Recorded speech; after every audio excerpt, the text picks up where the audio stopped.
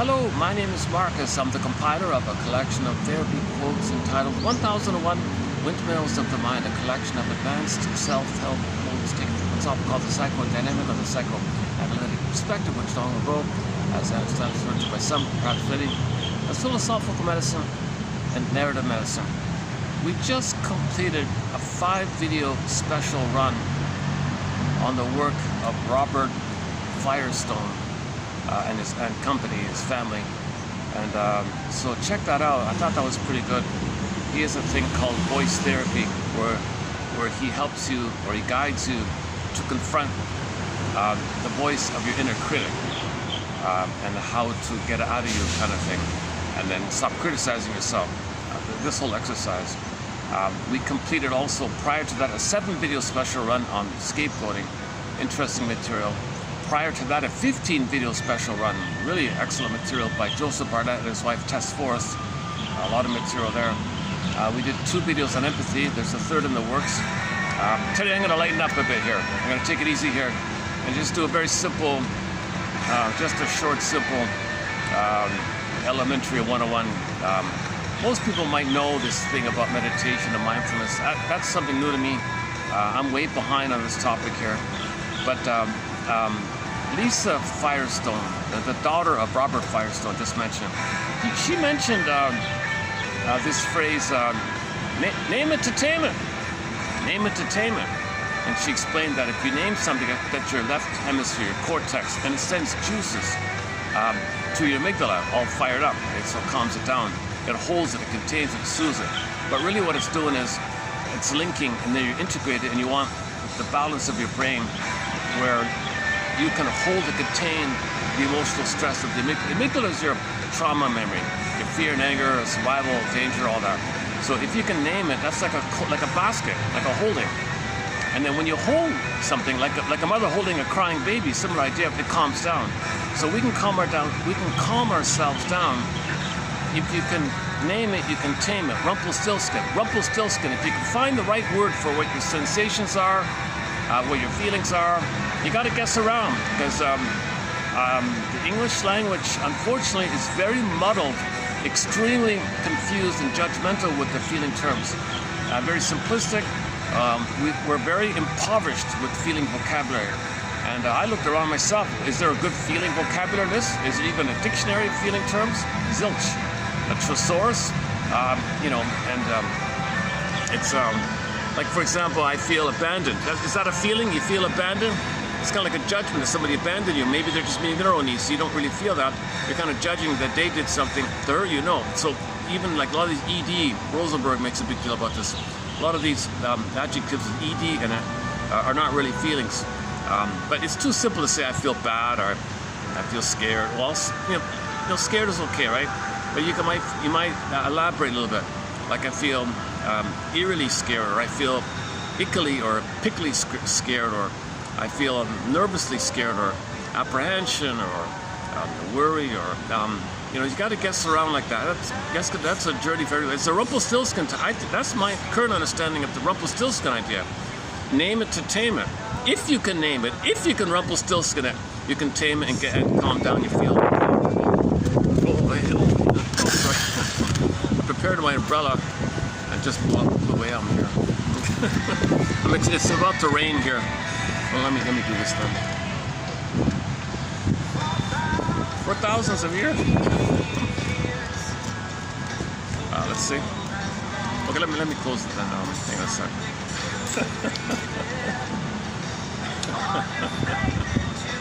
I welcome the breeze. It's great. Nice, a little cooler here today. Great. So this has been around a long time. So I looked it up this morning. Oh, sure enough, 2010. An author by the name of Dan Siegel, sort of a well-known kind of speaker like that. I don't really know him myself. He's got a bunch of books, but in 2010, in one of his books, he has the phrase, name it to tame it. Name it to tame it. So the naming is the cortex, the left brain. Okay, that's your reasonable brain. Now, when you're reasonable, that's the adult. You're calm there, right? Most of the distressing emotions are from the right brain, the amygdala, the fight or flight response. So that's all revved up. Cortisol, adrenaline, fear, danger. Okay, amygdala, it's like you're triggered and you think, She only cares about survival, so it's just fight or flight or space out kind of possum kind of thing. So these are traumatic for a human being. These are traumatic memories. There's no tigers out, right? There's no real. I mean, generally speaking, if babies weren't traumatized, if babies didn't receive early trauma like that, we'd be way more reasonable and calm and think and be adult to adult and think about things. But we got a lot of babyhood trauma, so little things remind you, so you're revved up. So what do you do? What do you do when you're revved up? What do you do when you're triggered? Well, number one, name it. Name it. And at least briefly, you can hold it. It sends those juices, she said, some kind of chemicals to calm it down. So I just noticed also, he calls it, Mr. Siegel calls it the two brains, the right mammalian part of the brain, the limbic system, the old brain, survival, and the feeling self, the cortex, of course. Actually, the feeling self is kind of out of it, right? In trauma, when you're traumatized, your feeling self, your body is kind of frozen, like the real proper embodied feeling. So that's kind of suspended in trauma. You're dealing with the survival and the cortex, the middle is all frozen, actually. So you're limited to sensation. So most of what you're feeling when you trigger sensation, visceral sensation, all these old fears called anxiety. That's a common one to say I feel anxiety. Inside Out film, I have anxiety to console. That's the main one. Fear is like specific, you name, you can see it, you can deal with it. Anxiety is like old fears coming to the body. So these are burning feelings, sensation, feeling. Shame is a burning, biting feeling. So if you feel shame, that's a burning, biting kind of quality to shame, right? You can say you feel shame, you feel embarrassed, you feel this hot feeling inside, like hot, right? Shame, fiery, hell. Hell means shame. Hell is a metaphor for shame, by the way. So you're not really going to feel interest and curiosity, the pleasant feelings, the warm feelings. That's the mammal self, the feeling self, the feminine self, the body's core self, true self, real self, embodiment self, the real self system. Okay? That's kind of all suspended when you're triggered. When you're triggered, it's just mainly the painful stuff. Painful stuff. Okay, mainly fear, anger, in different degrees, different variations, and how it goes through the body. So when it goes through the body, it's all visceral stuff. Sweating, palpitations, aches here, aches there, ouch here, ouch. I was just walking over, I was thinking of myself, yeah, think about, tension, the muscular tension, the wiring feeling, or things knotted or something, or too tense here, or something like that, like wires and things. All right, so name it to tame it. So this has been around for 16 years, and I just heard it yesterday from Lisa. Oh my goodness, she's in her 70s, and she did an interview with this very intense interviewer, a guy who spoke very angrily, very intensely, very loudly, very harshly. This man had a very harsh tone. He must be on, I don't know if he's on something, his personality or something. But I don't know how she put up with it, but she stayed calm, was warm and friendly, and he was like angry in tone and talking all the time. His questions ran off forever. Try to paraphrase her, try to one-up her, try to speak, interrupting her. She was, for 1 hour, she was warm and friendly. This guy was just harsh and angry. I don't know how she put up with him. I don't know, I was thinking maybe she must have, maybe there's an app where you shrink the voice or alter the voice and you don't see the image, so maybe she blotted out the image and maybe used the app to turn the voice to some cute little harmless voice so she was easygoing. So I don't think anybody could really do an interview barrage like that. Anyways, but that's the only interview of her really that I see. Little clips here and there kind of thing. But very strange like that. But anyways, in that very painful, hard to watch interview, a lot of interviewers in the self-help area are very intense and angry and very bitter on pills, and it's hard to watch this kind of thing. Anyways, Lisa Firestone, man oh man, very gracious and warm and friendly. She's a very nice person like that. And you can see the resemblance to the father. The father was Robert Firestone, the leader of all these books, and you can see the resemblance like that. So she sang a song, Lisa Firestone, we played yesterday, called "Something in Me," like a children's lullaby from the mother to the baby. Nice little song. She's not a professional singer, but in that interview with Lisa Firestone, she talked about this name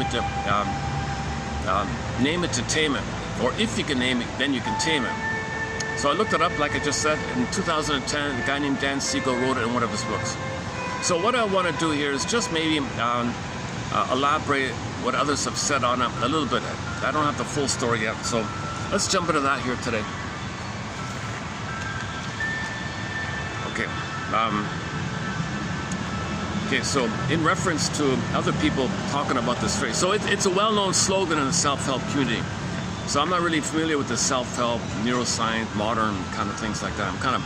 I'm dealing with old object. I'm still reading old stuff. I'm kind of out of date and a little bit in these kind of things. Anyways, in reference to this name entertainment idea, let's start off with this one here. So these three guys here say, I include it because of the soccer games going on, all right? During the 2006 World Cup Finals. How was the music? Oh, I guess I'll hang us. I got company here.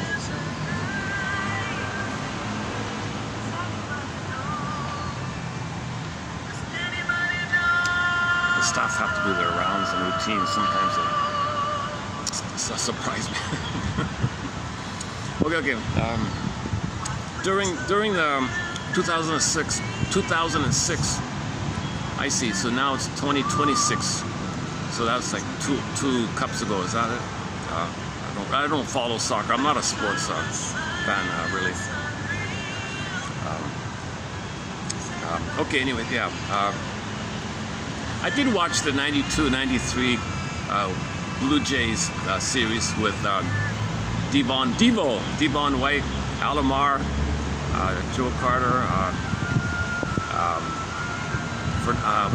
Candy Maldonado, and who else was it? The cleanup hitter. Who was he? The Dave guy something, and Broader Molitor. Tony Fernandez. There's a few others in there, and the pitchers, right? Yeah. So 92, 93.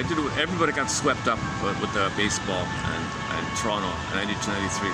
Okay, enough about sports. Let's go back to the quote here. During the 2006 World Cup Finals, in front of 28.8 million viewers. Is that it? Only 28 people watched. 28 million people watched it. Does that sound right?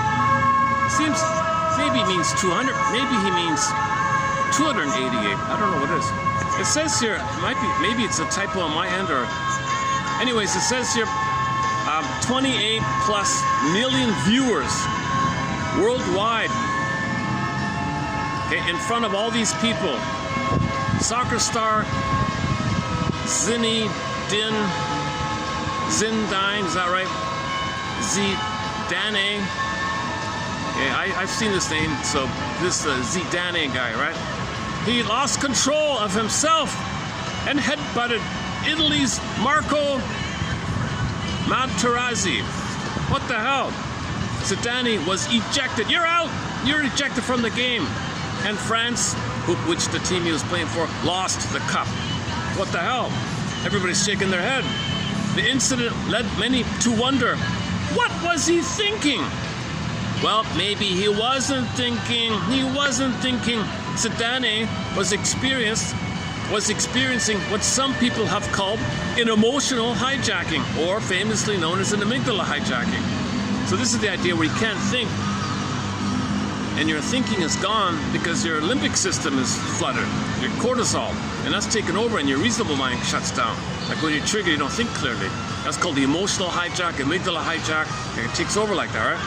So this is a new one as well. Emotional hijack. The amygdala, okay, the almond part shade of the brain. That's called you see it on YouTube. You put your thumb inside your palm and put your fingers over it, and that's the cortex. The fingers above, that's the cortex. How does it go again? Yeah. And the thumb, and that's the amygdala, right? So that's called the downstairs brain, the lower brain, the primitive brain, and the higher elevated brain, the upstairs brain, the higher brain, the more mature, like an evolutionary advancement. It grows over the primitive one, so it's developed. So the metaphor is upstairs, downstairs brain, right? So the upstairs brain, the reasonable left brain, the lower limbic, so the amygdala there, right? Goes like that. So the amygdala takes, that's powerful, the amygdala. The amygdala is all about survival. The amygdala is fully formed at birth, and that cortex kind of develops later on, right? The hippocampus part. The amygdala is the emotional part of the brain. Okay, watch the film Bob and his enlarged amygdala. Bob had a lot of trauma. His amygdala inflated. He literally had an enlarged amygdala.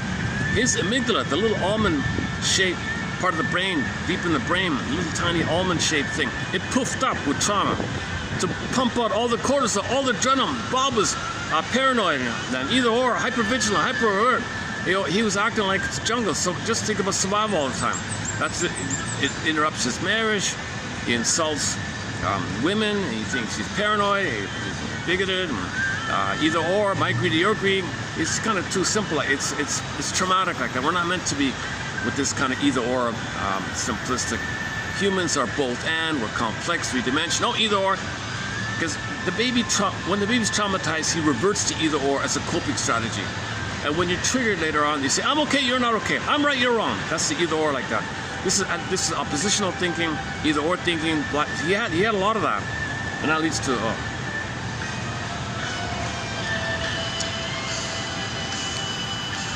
on a sec. Does the guy want to come here for some reason or something? He's giving me a look here. Hold on a sec.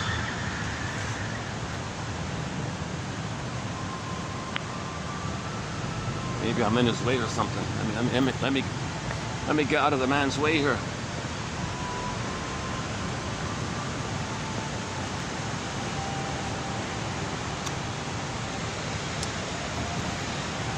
Let's see a second. Yeah, we're okay? All right. All right.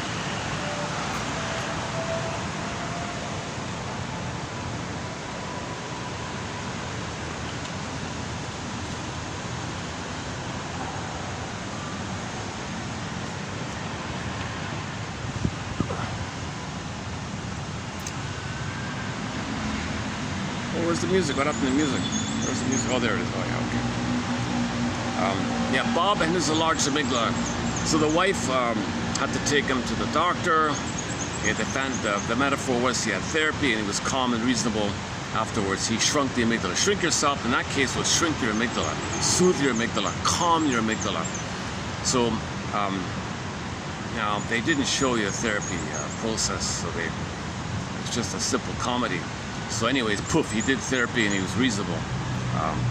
But the therapy would be the talking cure. When we say the talking cure, we can also include this idea, because when you're talking, finding story, finding a story, talking, that's building the holding, right? That's building the nest, and that's soothing, and you're integrating the two sides of the brain. It's healthy, you're whole and complete. You're in pain because you're fragmented. You don't have access to much of your reasonable life like that.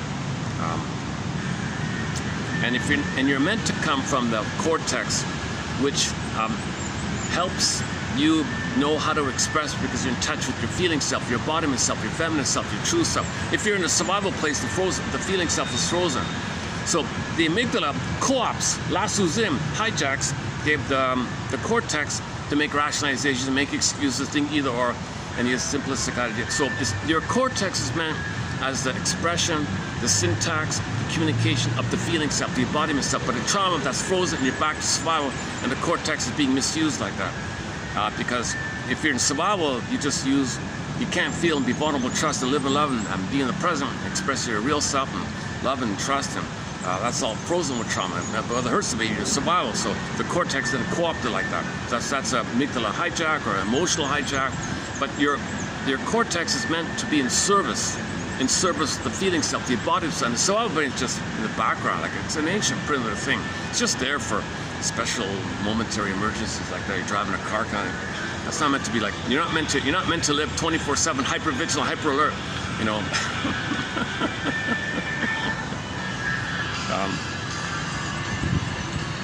Okay, back to the soccer game. I didn't know this about this soccer incident here. So one of the most popular soccer stars in the world lost. Maybe it's rigged. Maybe he was told to do it. Maybe it was a gambling thing. Maybe we'll pay you. You gotta lose the game. Do something stupid. We'll kick you out and they'll lose the game because I got a bet on the other side. Apparently these things go on. I'm just making it up. I don't know. I don't know.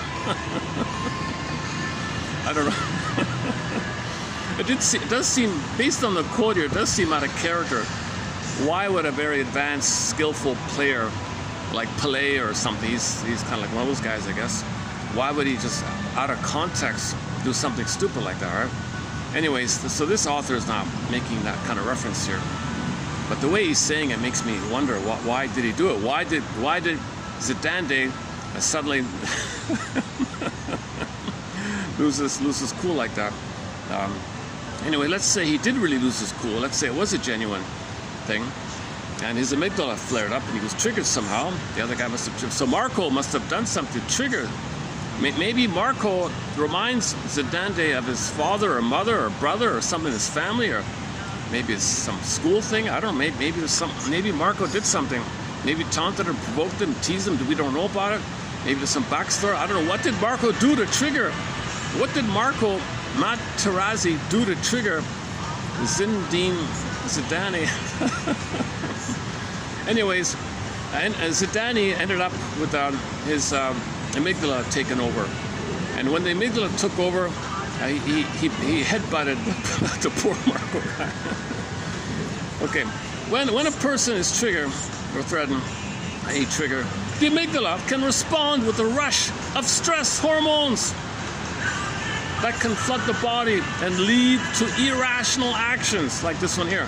In effect, your control over your emotions is hijacked. An emotional hijacking is characterized by a strong emotional reaction, a sudden onset, and a regret for one's actions later, after reflections. So assuming it's not a rigged thing, I'm assuming Zidane, however you pronounce his name here, Zidane, is that right? I'm assuming he felt regret. Oh boy, I lost the team. I lost it for the team. I betrayed my teammates. I betrayed my fans.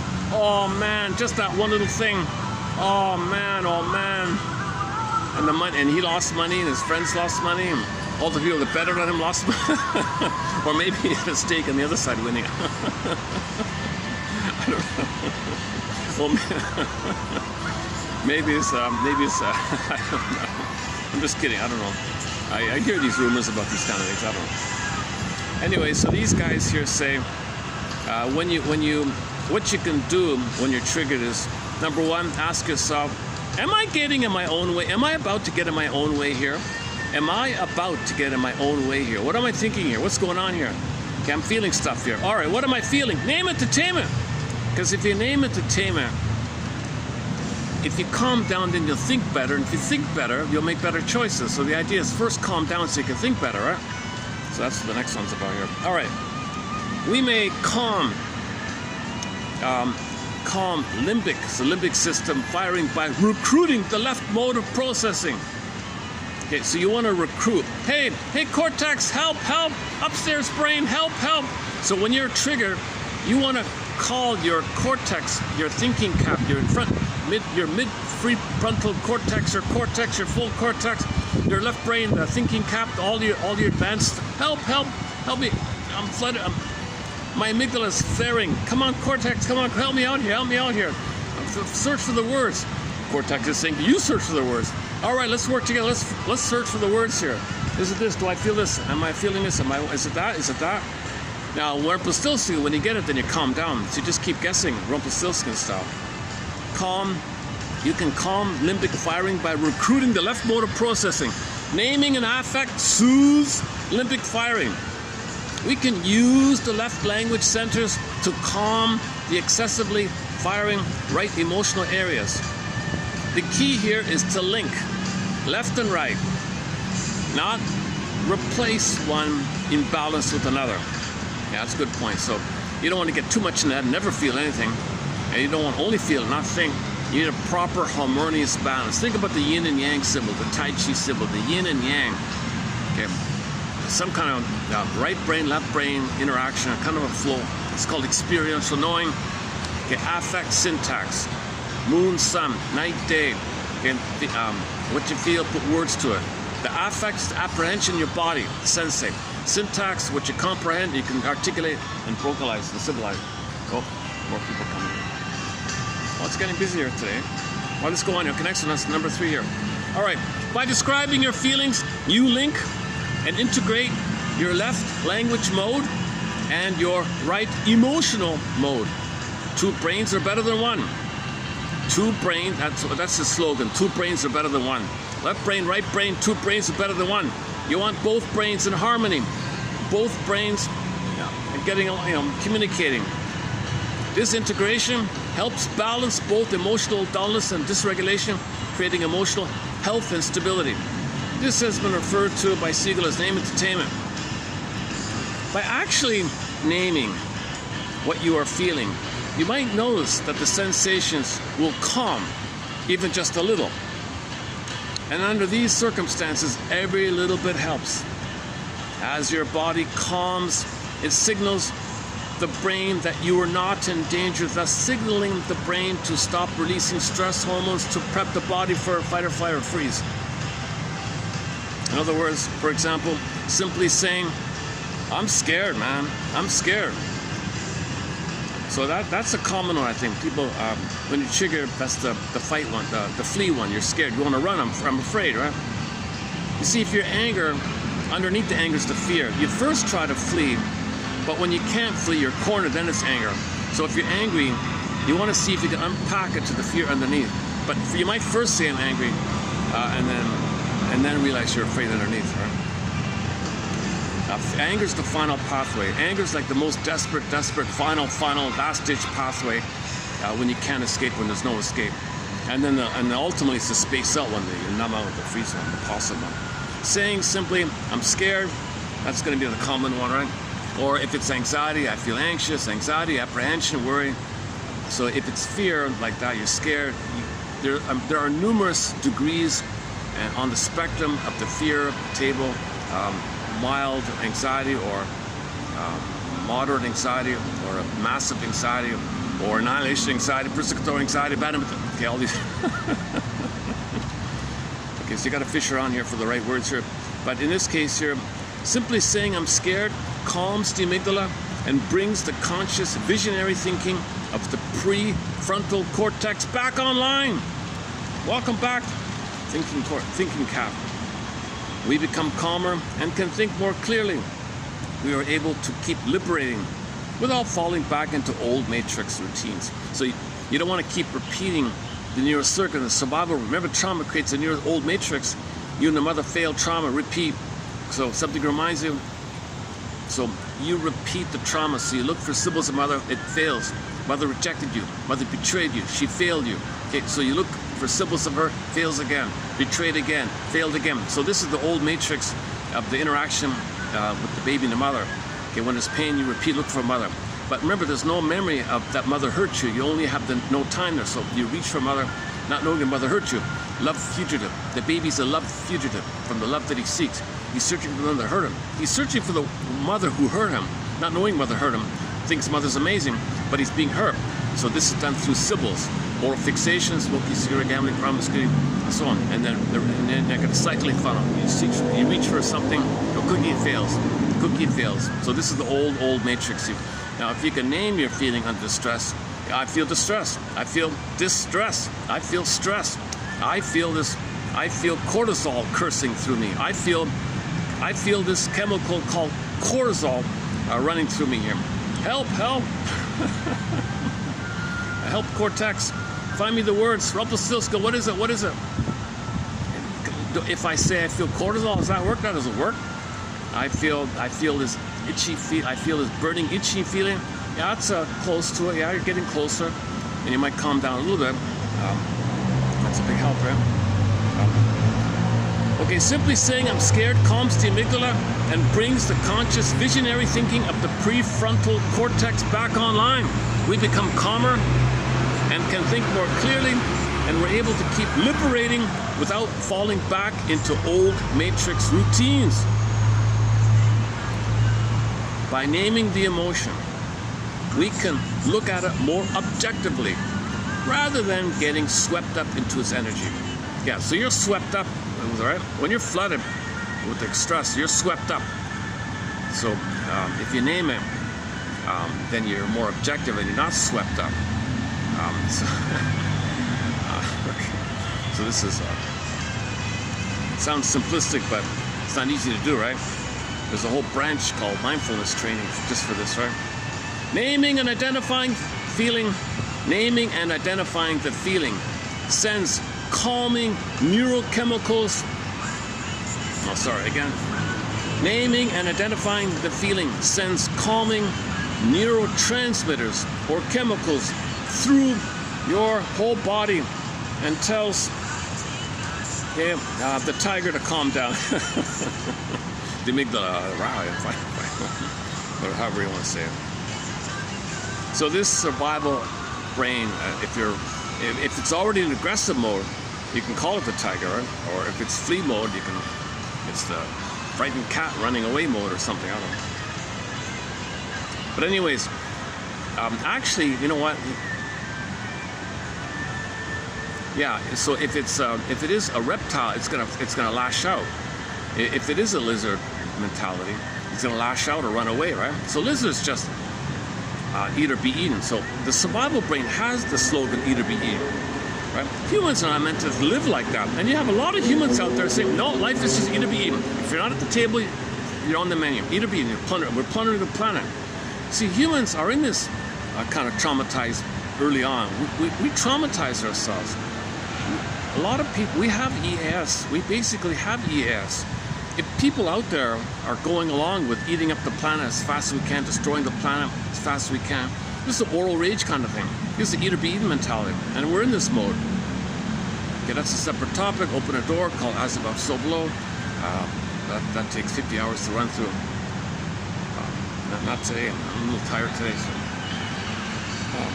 So yeah, this will be a lighter load here. All right, next one here. Okay, Miss Davenport suggests thinking of your feelings. Yeah, here's a good one. Okay, Miss Davenport suggests thinking. Remember the guest house, the famous poem, ancient Gibran poem. Treat your feelings like guests in a home. Like how would you, if you have guests coming to your home, you treat them nicely, right? Here's some hors d'oeuvres. Can I hang your coat for you? Please have a cushion. Make yourself at home. Be comfortable. What kind of music you like? I hope you like it. We can change it. You know, you want to make your guests comfortable, right? Yep. So that's the attitude you have with your emotions. Your emotions are guests in the body. The body is your home, guest house. So look up the poem Guest House. So she adapts this. She borrows this idea. Miss Davenport.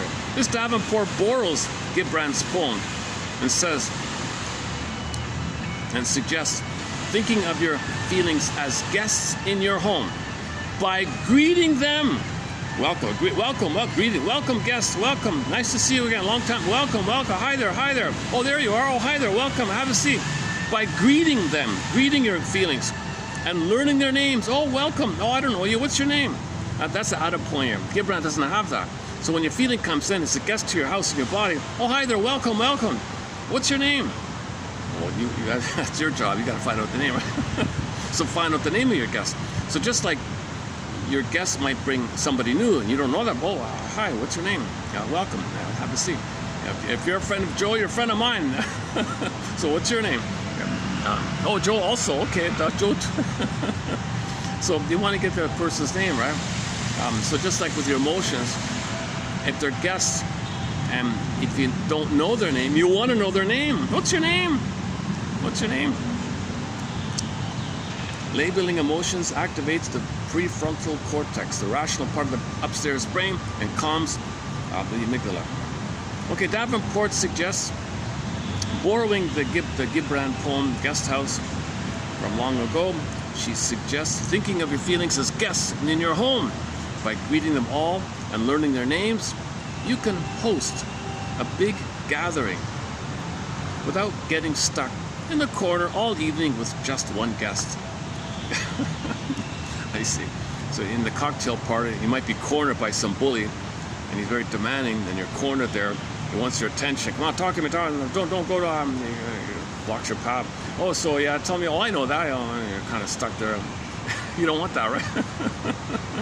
But if you know everybody's name, you're free to mingle. Things loosen up. If you don't know the bully's name, it dominates you, just like the the bully guy in the cocktail party, right? Going,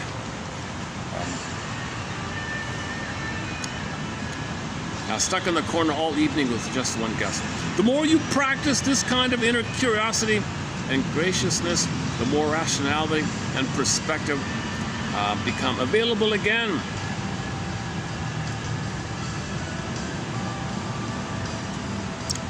If this fails, ask yourself, who or what is being a light to you in the darkest places of your life right now? Who or what is being a light to you in the darkest places of your life right now, and how, maybe? Okay, one more here. Okay, from the man himself, from Mr. Siegel himself here. The prefrontal, oops, one second. Again. The prefrontal cortex of the upstairs brain actually has soothing fibers. Soothing fibers. That's what Miss Firestone said. You're giving your amygdala a hug. You're hugging yourself, right? Like the fibers, the arms, right? The prefrontal part of the upstairs brain actually has soothing fibers that can calm the lower regions when they are reactive. The key is to grow them well in our children and to activate them in a moment of distress by first connecting. We want our kids to develop the internal skill to calm the storm and reflect on what's happening inside. Okay, so this is basically in the category of self-help, mindfulness, present-day living, mindfulness living, right? So this is not psychoanalysis really, but we do have a thread here on self-help exercises. So that's a new one. So this is a new self-help exercise. Remind yourself of Mr. Siegel's phrase: name it to tame it, or if you can name it, you can tame it. Or Rumpelstiltskin. In the past, I would say Rumpelstiltskin, but it's a little different here, right? Rumpelstiltskin in the past was, can you construct your story? Can you now know what you couldn't have known? Then you feel and you're healing, right? I like that.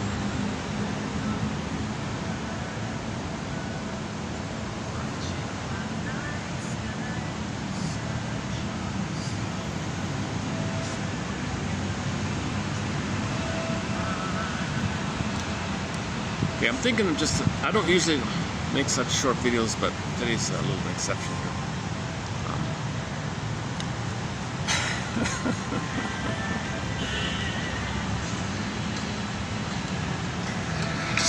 For thousands of years, the world has longed for something to believe in. Forge your faith into fear, dividing souls, leading to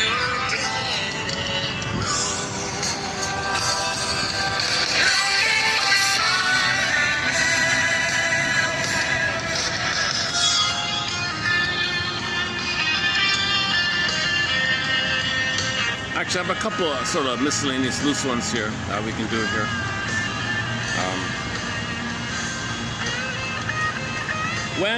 When a couple's level of differentiation is low, so if he has primary needs unmet and she has primary needs unmet, their differentiation is low. They didn't differentiate from the mother. They're still fused in the mind of waiting for mother's love. He's still fused with mother waiting for her love.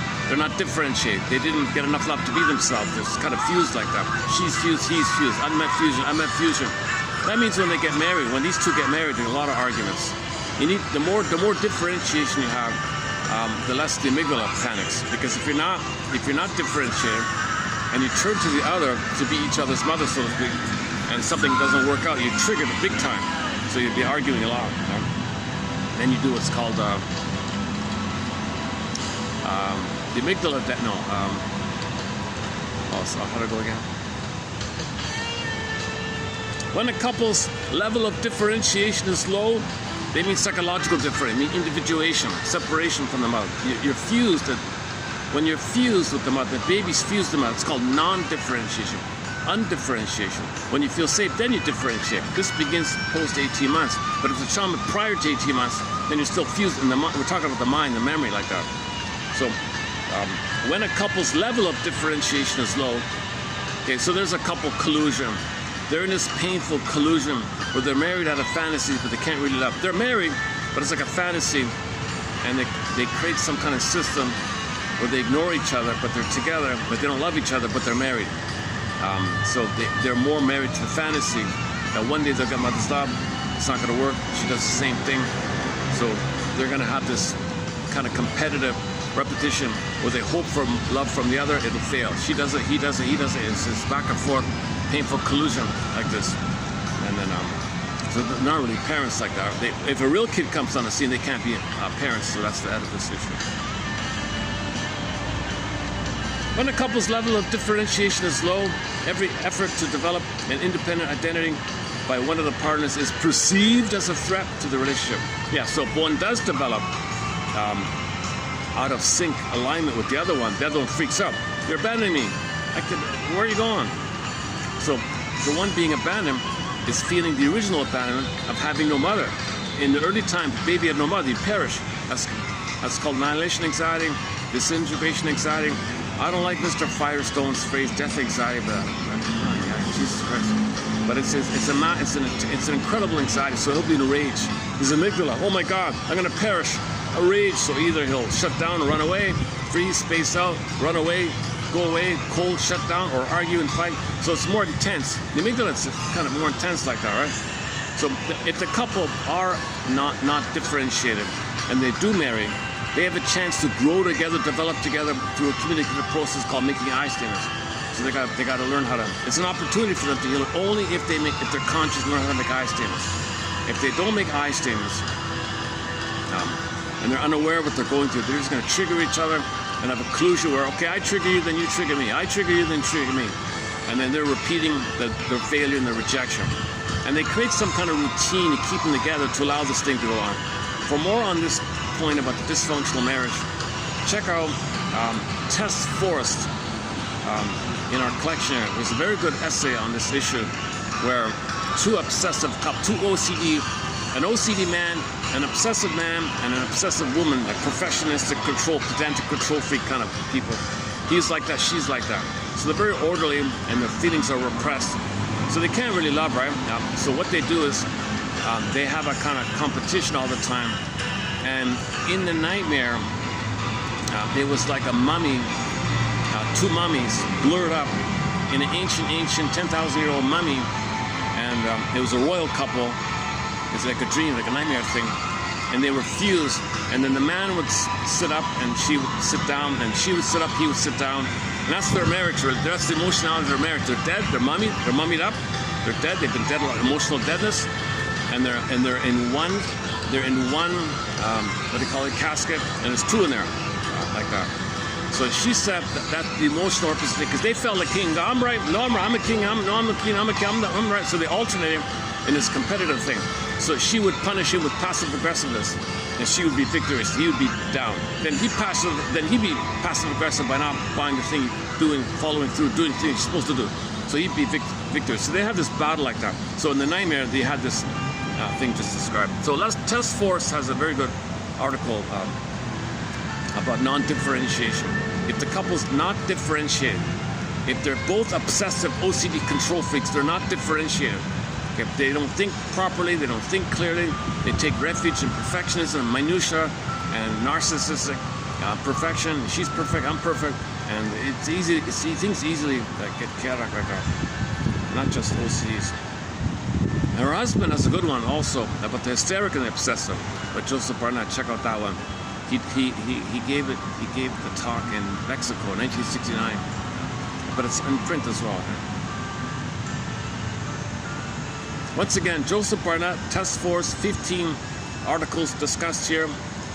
By the way, that bundle, that work of theirs has won a Golden Windmills of the Mind Award. Only 25 of these Golden Windmills of the Mind Awards have been issued so far. That's the most recent one.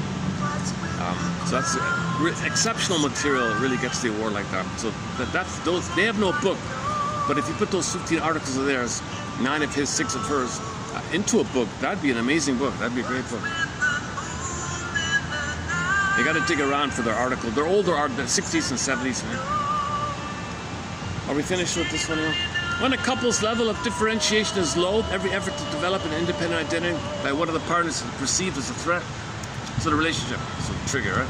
Partners respond by feeling hurt and either withdraw, attacks, or flee or flight. Emotional flooding is frequent and communication is poor. Okay, next miscellaneous one here is this one here. And looking for the missing piece, quote unquote, people choose someone who best fits their defenses and destructive voices so they can reconstruct the emotional environment of the past. Thus, they find themselves involved in a process of reliving rather than living. Yeah, so you're recreating your childhood, what's familiar. You can directly choose somebody who reminds you of someone in the past as direct selection. You can distort somebody to see them as the past and live in the past, or provoke people, prod people, coax people to identify with the role and recreate the past. Because it's armored, you're afraid out of the armor, with the vulnerability, so recreate the past, familiar past. So you're dysfunctional because you're just using the present, still the past. You're afraid to get out of it. So for example, she had a friendly guy. She coaxed her to be mean because the father was mean, and that's what she was familiar with. She couldn't accept the nice guy, this kind of thing, because the father was mean. That's her armor. So she coaxed the guy to be mean. Aha, familiar, painful but familiar. It's more painful to try something new because vulnerable. She doesn't know how to develop something new. The next one here.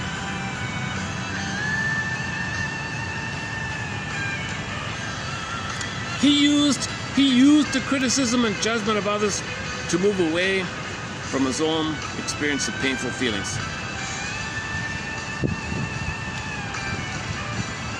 Okay, so we know this, right? As a defense against your own painful feelings.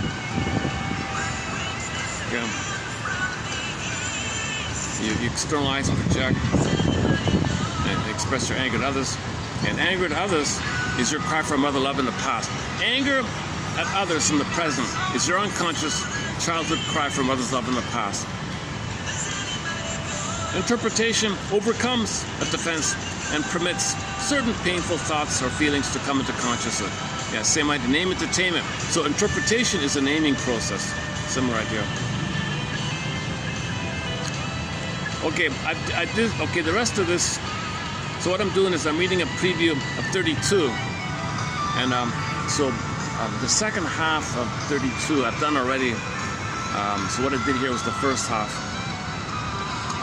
But I discussed the second half already. It's interesting material.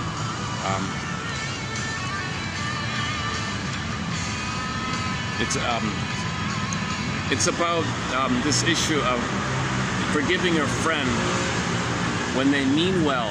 Like you're upset, you talk to your friend, and the thing they say makes it worse. They didn't mean it that way. So understanding this issue. So they were triggered themselves. So when a friend says, there, now get over it, what's wrong with you? Oh, don't worry about it. You're kind of like, you know they mean well, but it actually, the friend is triggered. The friend is hoping with what's coming up with him to squelch your feelings so he can feel better about himself. He doesn't know what he's doing. So that's all spelled out in the second half of 32. Should we do it here again? Let's see.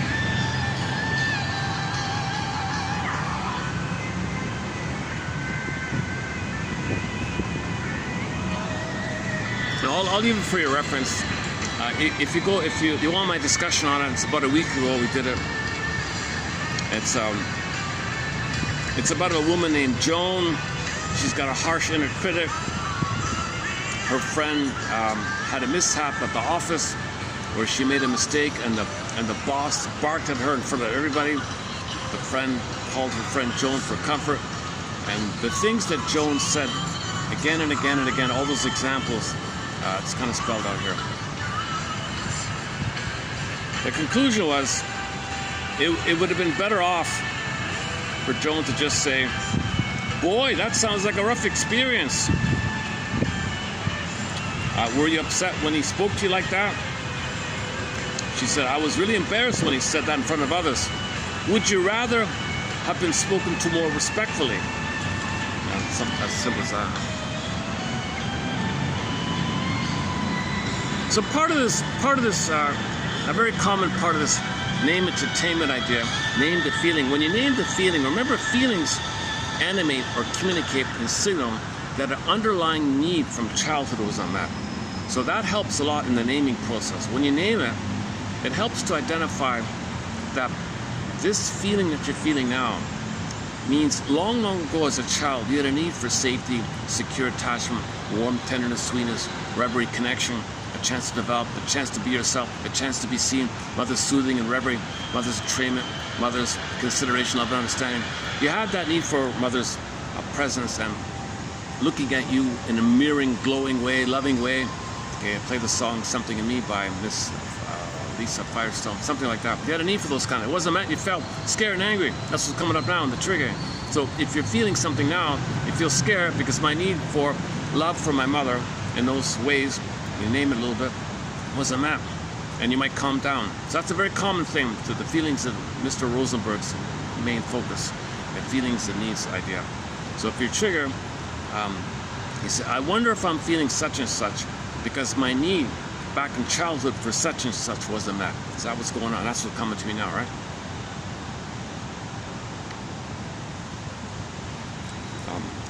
That's, yeah, hey, sure. Let's quickly run through that song again. Lisa Firestone just put out a song on YouTube. Oh, I don't have it. I have to look it up. If I'm online, I'll read it out again. Oh, sorry. Give me a second. YouTube. What's it called again? Something in Me, right? Something in Me. Oh my God, my YouTube recommendation just recommended a disco band from Hungary. Some cheesy disco pop band out of Hungary. How'd that get in?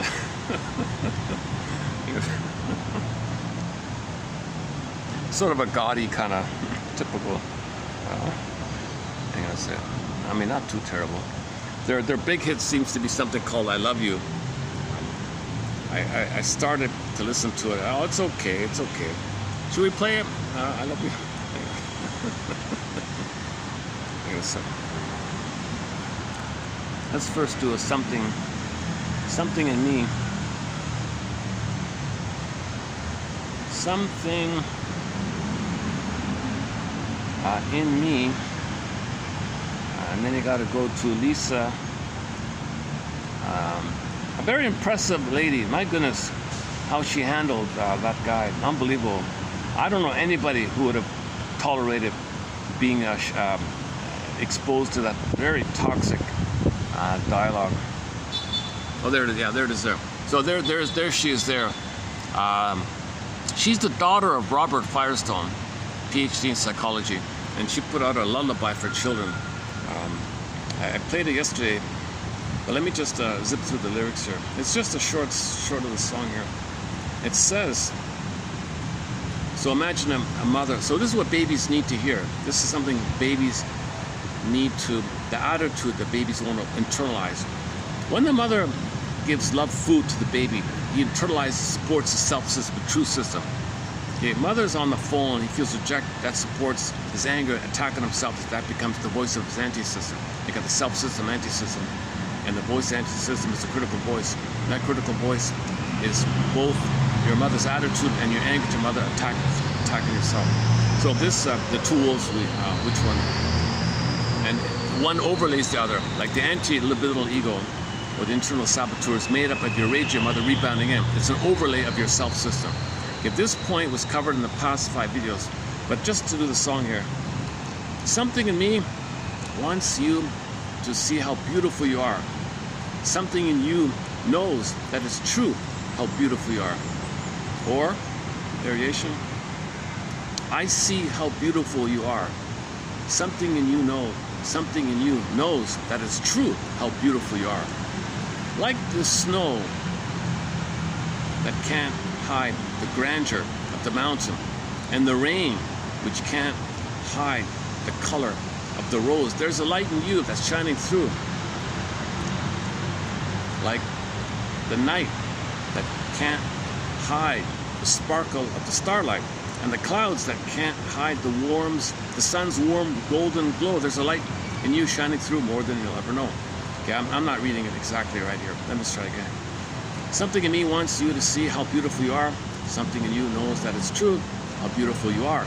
Like the snow can't hide the grandeur of the mountain, and the rain can't hide the color of the rose. There's a light in you that's shining through more than you'll ever know. Like the night can't hide the sparkle of the starlight, and the clouds can't hide the sun's warm golden glow. There's a light in you that's shining through more than you'll ever know. Sometimes, I haven't played in a long time, we have a song on our soundtrack called Flower in the Fog by the singer Na Ying. Flower in the Fog. So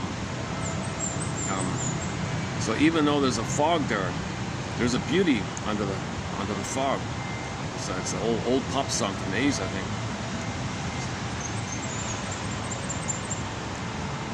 Okay, let's think. What are they called again? That band? I even forgot the name of it. Hang on a sec. That Hungarian. It's a tacky, a typical tacky, slightly gaudy. I love you. I forgot the name of them, for Pete's sakes. Hungarian band. Hold on a sec. Hungarian. We don't have any music from Hungary.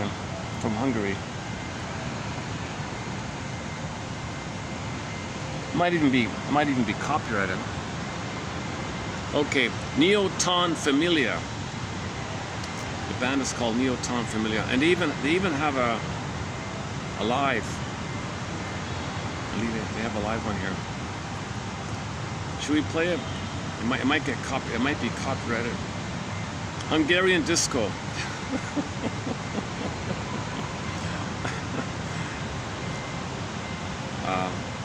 Yeah, there's the live of it. 1988. Is that the original? Can I find? Is that this might be the original? This one here. Neoton Familia.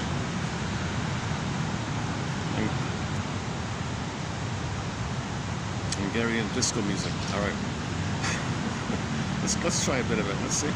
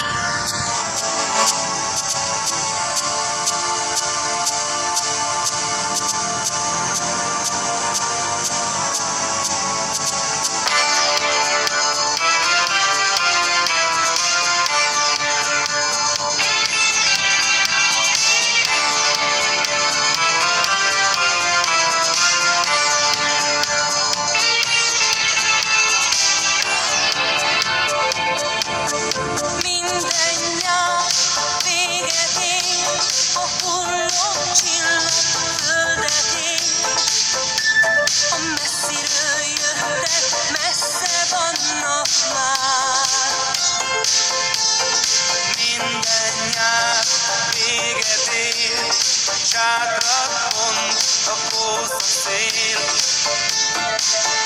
Jó lenne, ha rám is gondolnál. Első nap megnéztelek, 2 hétig kerültelek, te rám találtál az utolsó éjszakán. Első nap megnéztelek, 2 hétig kerestelek, és végül elvarázsoltál. I love you, ennyire sajnos semmi más. I love you, egyszerűen nem volt folytatás. I love you,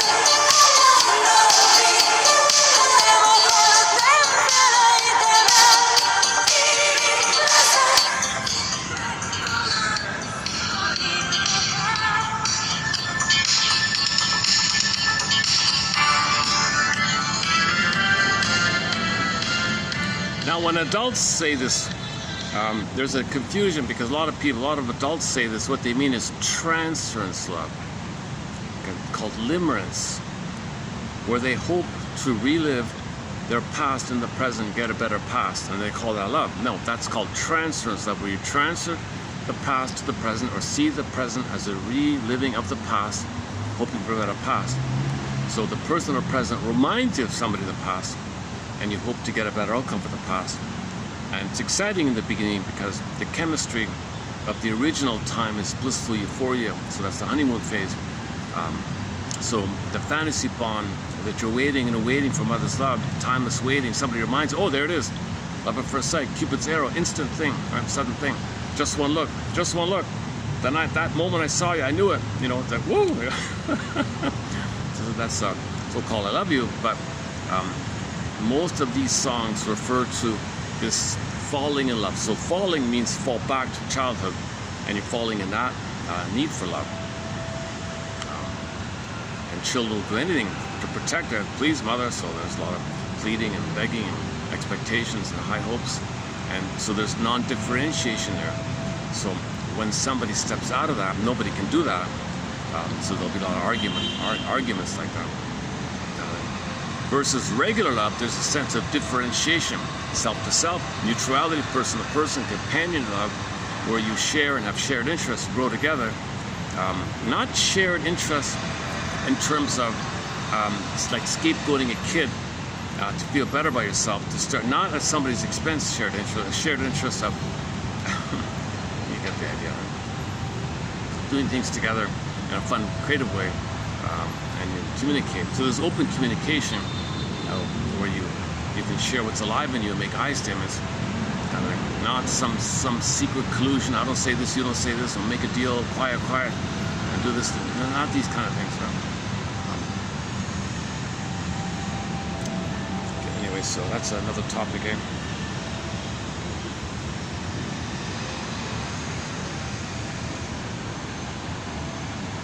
Oh my God! I tried to play that a long time ago. When I Get Over You by Randy. That's I remember that's copyrighted, that one there. Okay, let's wrap it up for today here. Unless I bring out the fan, take a break or something. You know, it's gonna downpour anyway soon, so let's just pick a song to close up for today.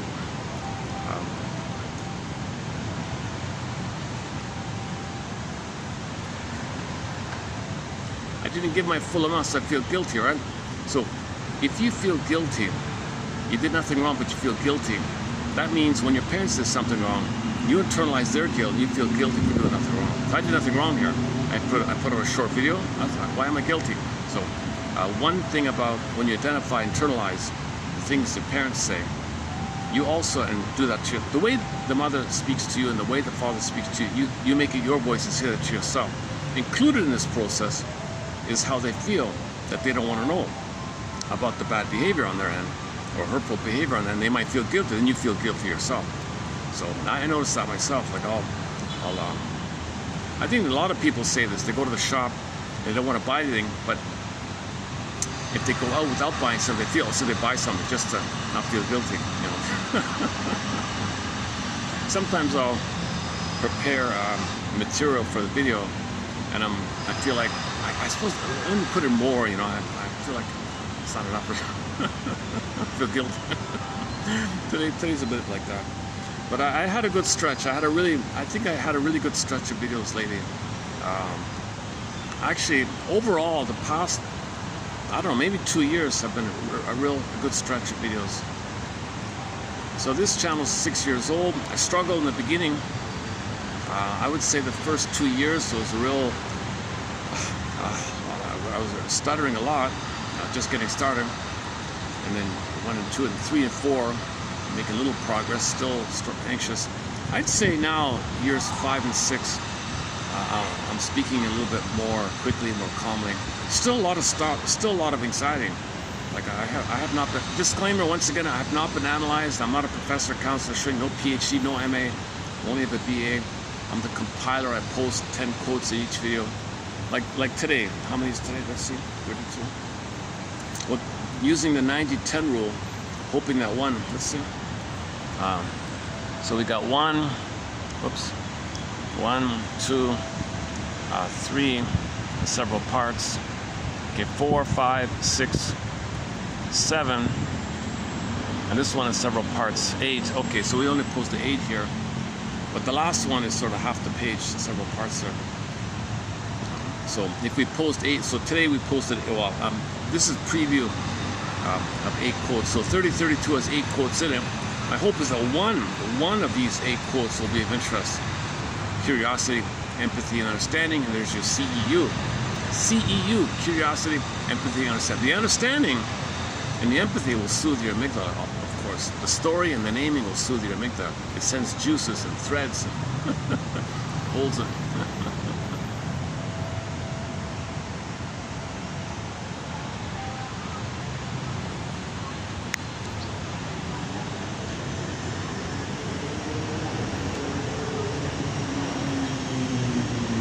See me sweating already. I gotta dig up the fan if I'm gonna continue here. It's 40 around here, right? Without the rain, it's 40.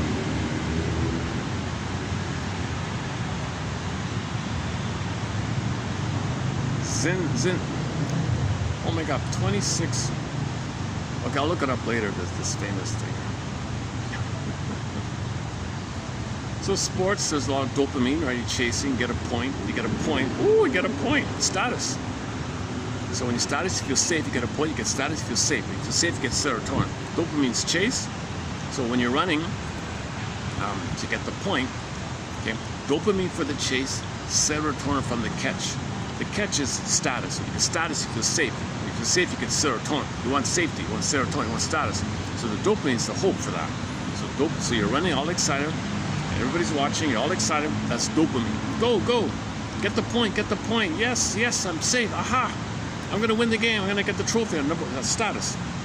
So every time you get a point, you get a moment of status. Status means safety from the survival brain, right? So sports still has a kind of a survival idea, right? It's a remnant of our old brain, right? So we have the famous 3-in-1 brain. We have 3 brains. 3-in-1 brain. Our brain has 3 parts: survival or limbic, feeling or mammal, and the thinking cap, cortex thinking cap. Okay. You want a flow, and harmonious flow. You want them to be integrated, communicating with each other. You don't want the feeling self to be frozen, and the survival brain shuts down the thinking cap, and the puppet master is running the show, and all it wants to do is recreate, relive, recreate, waiting for better past, survival, either or. You don't want this kind of thing. But we're homo trauma because we kind of are in this kind of thing. So the talking cure, okay, this idea of the talking cure is very helpful. So Lisa's father, Robert Firestone, has a whole rant about the importance of the talking cure, the value of the talking cure. And all these different therapy models are doing this Rumpelstiltskin-y thing, searching around for the right words, and each one offers a little bit here, a little bit here. So it's quite valuable. Right?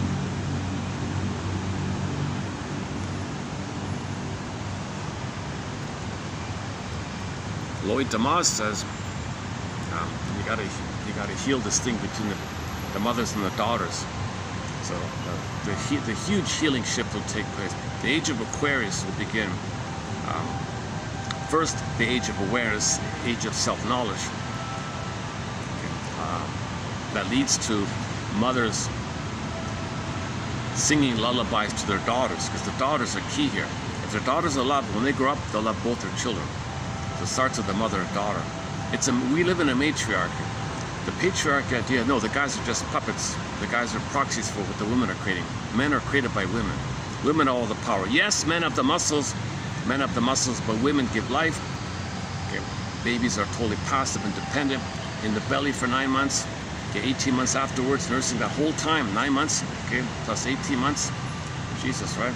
It's all mother-baby led kind of thing. And babies have no power. They can't even move their arms. They can't walk. Right? They helpless powers, mothers, all the power like that. Mother creates all these imprints. Mother creates all this. So however the boy turns out, the mother created it. So men doing awful things, the mother created that. So this side, we don't really have a matriarch. A matriarchy means you're doing from the feeling. If the doing is distorted, that means the wounded is feminine. The feeling is, so the wounded feminine leads to the distorted masculine. When the embodied and the feeling, the soulment's right, then your doing is okay. If the feeling is wounded, empty and all that, your doing is whacked. So the whacked doing comes from the wounded feeling. So the wounded feeling is first. I feel, therefore I am. And then you do from the feeling and the amness. If the feeling and the amness is missing, you got the survival, primitive, archaic, either or, jungle, you know, come on. So this is we're in a matriarchy. That's Miss Agrano's point. Miss Anna Agrano's, Aragno, pardon me, Aragno. She says, we're on a matriarchy. Men are created by women.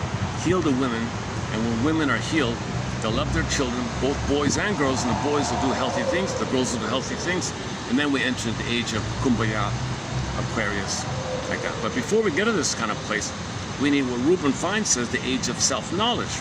He calls it the age of awareness. I've been calling it the age of self-knowledge, or the age of effective insight, or that's so on. Oh, we got people coming here.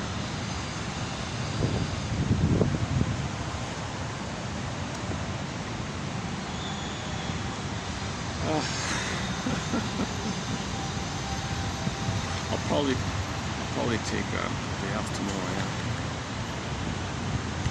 Let's see how we're doing here. I've been flooded with information. I gotta let it circulate and digest myself.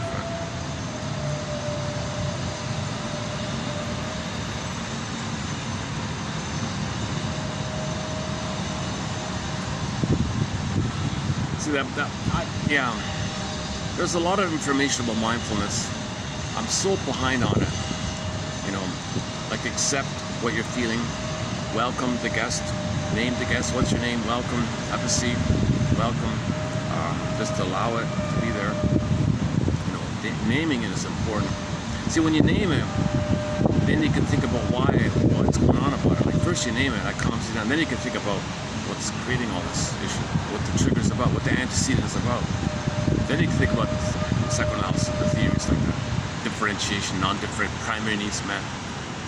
See, you start off primary needs, okay, up until 18 months. Then you move into differentiation between 18 months and age 4. That's the rapprochement phase to work it out so that you can separate individuate at age 4. So you're considered quote-unquote psychologically born more or less at age 4, okay, because you had the process first. The primary needs met. So you're out of the egg, you're out of solipsistic bubble, the narcissism over, you're not a king and all about you, special infantile issue. A lot of people are stuck in there. A clue to somebody being stuck in there is obsessiveness, paranoia, depression, histrionics, to use Barnett's model, histrionics, impulsives, acting out, waif narcissists, clinging, bind narcissists, turtle narcissists, idealizing or closet admiration narcissists, turtle narcissist, passive-aggressive narcissist. Now the bully one, the more aggressive one, that's the trauma even earlier in the egg time. Then you got the passive-aggressive bully called Iago, and you got the earlier one, might be prenatal trauma, and you got a detached, cold, then you get the psychopath. See, these kind of areas of trauma before 18 months, the reason there's a lack of empathy with narcissism, because you need an eye to feel the warm empathy. The empathy is from the mammal of feeling. That's frozen because you're in a state of non-differentiation. You need differentiation of feelings, ethics, morality, virtue. You need different secondary to personal birth. If you didn't get enough love to get the separation, individuation, you get the I there, the vital I, the core I, the real I, the bottom self, true I, real self. And you're still starting this fuse thing. You're in a place analogous to if a 5-month-old baby drops something valuable, he doesn't understand he did something wrong. So some people say, I did nothing wrong. They don't understand. Or if the 5-month-old baby hits his brother nearby with a plastic shovel in a sandbox, he doesn't understand the other baby's hurt. Did he hurt? did I hurt you? Or I don't get it. I did nothing wrong. Like they're in that kind of mode, like slightly autistic mode. They don't really understand it. So a lot of people with trauma have no understanding of feelings for others, or empathy for self and others like that. And they're just center stage, all about them, gimme, and they see things from that point of view. On the topic of narcissism, check out the clip called Visit from Dan from the Carol Burnett Show, the comedy show, the Carol Burnett Show, Visit from Dan. I use that clip for a variety of topics, including mainly narcissism, the mother. Mother, it's all about you. There you go again, making it all about you. There you go again, mother, making it your center. There you go.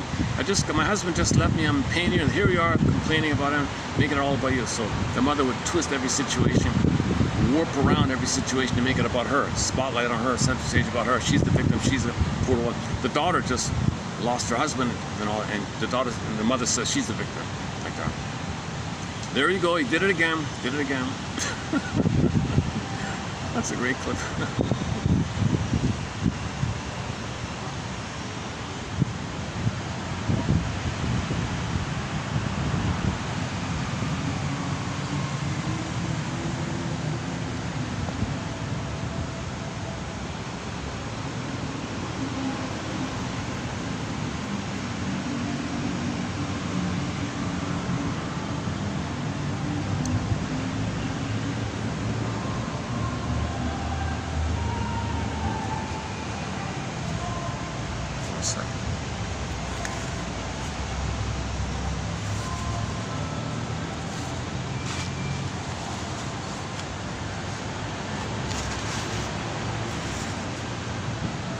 Okay, something we haven't done in a long time is visit the website Radio Garden.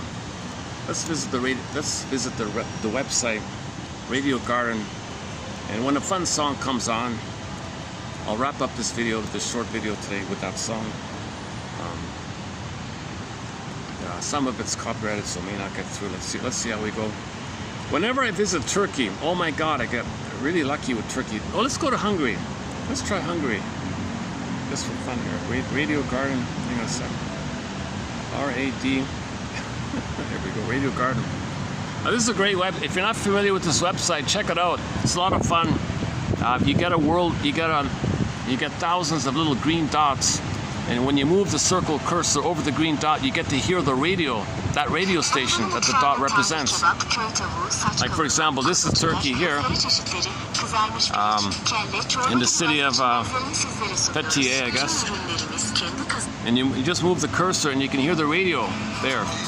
So that's Greece.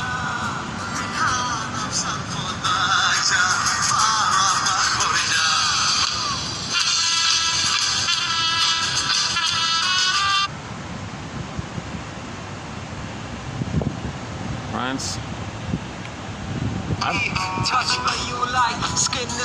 I've had bad luck with France. Man, oh man, the music in France, unbelievably bad. I'm surprised about France.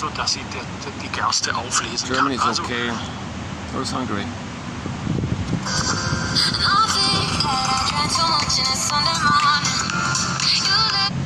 Oh, check.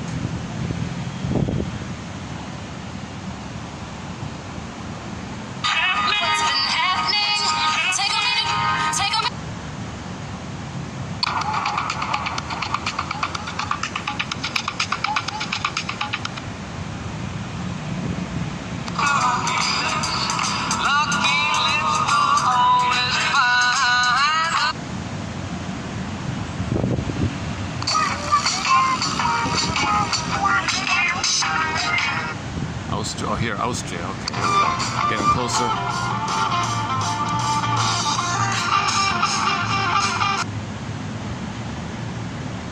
Italy, where are we here? Hang on a sec. Switzerland. Hang on. Austria.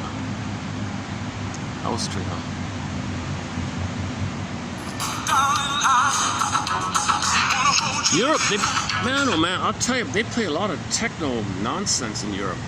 The music in Europe is really pitiful. They don't even play traditional. They don't even play their old traditional songs here.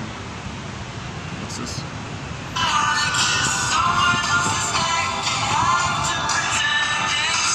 You really gotta fish around to find something. Huh? What am I missing here? What's going on here?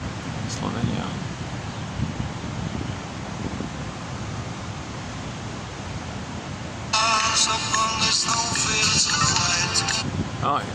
Oh, here we go. Hungary. All right, here we go.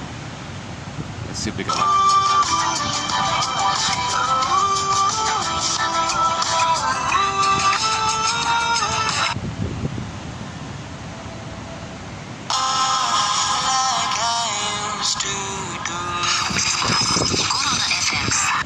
Oh, Serbia.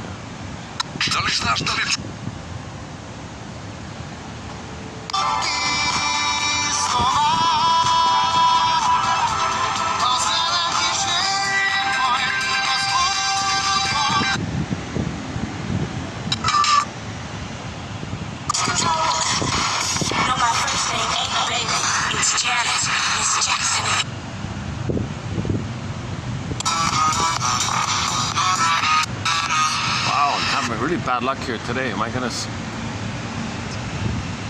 Hungry, let's try again.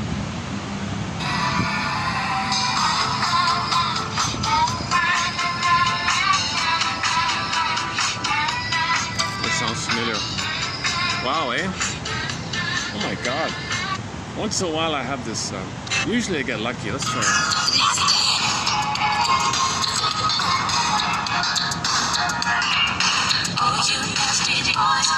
Where's Budapest? Hold on a sec. Where?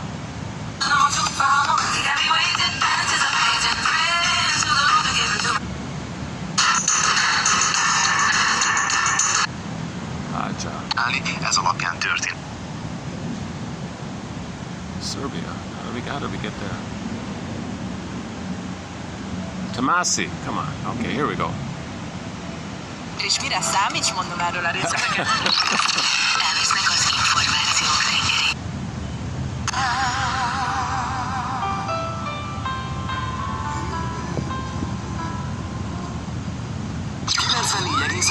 Bravo Közrádió.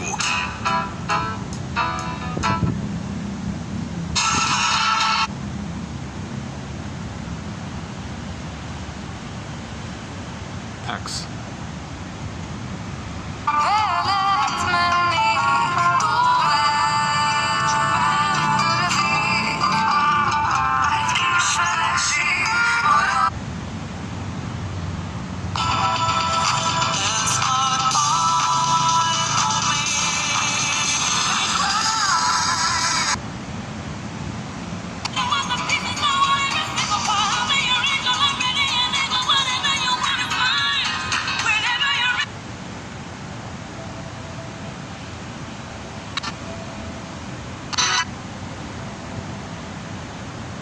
Percen elmúlt, 10:30 ez a kívánság.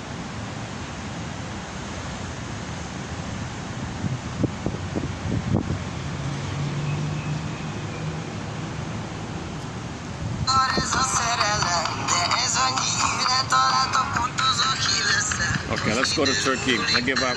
Sorry, Hungary. What's with your music over there? Let's try here.